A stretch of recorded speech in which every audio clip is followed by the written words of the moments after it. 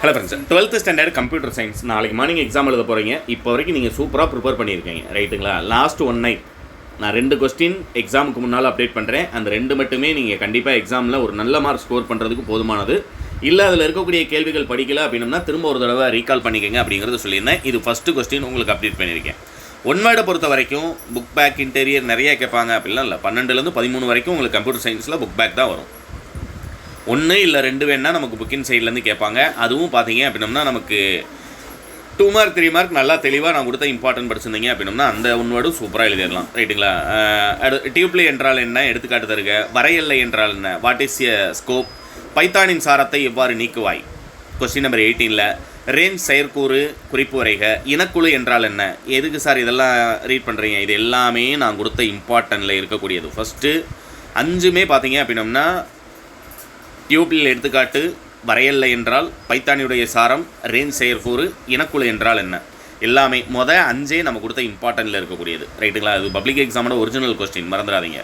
அதேமாதிரி பார்த்தீங்க அப்படின்னா உங்களுக்கு டேட்டா மல்டிப்ளிகேஷன் லாங்குவேஜ், தரவு கையாளுதல் மொழி என்றால் என்ன, இது இம்பார்ட்டன்ட். அதுபோக இங்கிலீஷ் மீடியம் நம்மகிட்ட பே பண்ணி வாங்கினவங்களுக்கு இம்பார்ட்டன்ட் ப்ரோக்ராம் உங்களுக்கு கொடுத்துருக்கேன். அதுலேயும் பார்த்தீங்க அப்படின்னா உங்களுக்கு கொடுத்துருக்க 2 மார்க் அண்ட் 3 மார்க் ரெண்டுமே பார்த்தீங்கன்னா நம்ம கொடுத்த இம்பார்ட்டன்ட்டில் இருக்கக்கூடியதாக இருக்கும்.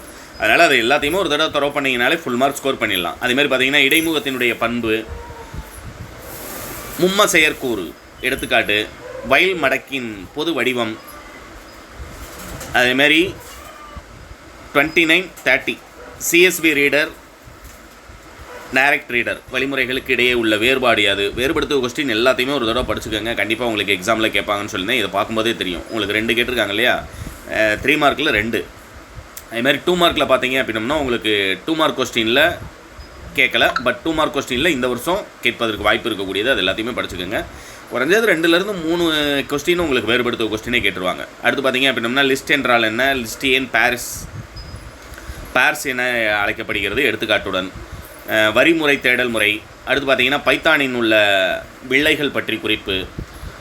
கீழே பார்த்தீங்க அப்படின்னம்னா token in Python, discuss detail about token in Python, ரைட்டுங்களா? பைத்தானில் உள்ள வில்லைகள் பற்றி. அடுத்து கீழே வந்தீங்க அப்படின்னம்னா பின்னலான டியூப்பிள் என்றால் என்ன, எடுத்துக்காட்டு. உறவு நிலையினுடைய வகை விவரிக்கவும். கீழே இது நமக்கு ரிப்பீட்டட் கொஸ்டின், ரைட்டுங்களா? வேறுபடுத்துக்க 5 மார்க்கில் சிங்கிள் 5 மார்க்காகவே கேட்டிருக்காங்க பாருங்க. அது வந்து நல்லா ஒரு தடவை தெளிவு பண்ணிக்கோங்க.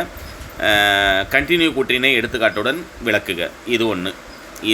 இதுவும் வரைபடத்தோடு கேட்கக்கூடியது. ஒரு தடவை ரிப்பீட் பண்ணிக்கோங்க.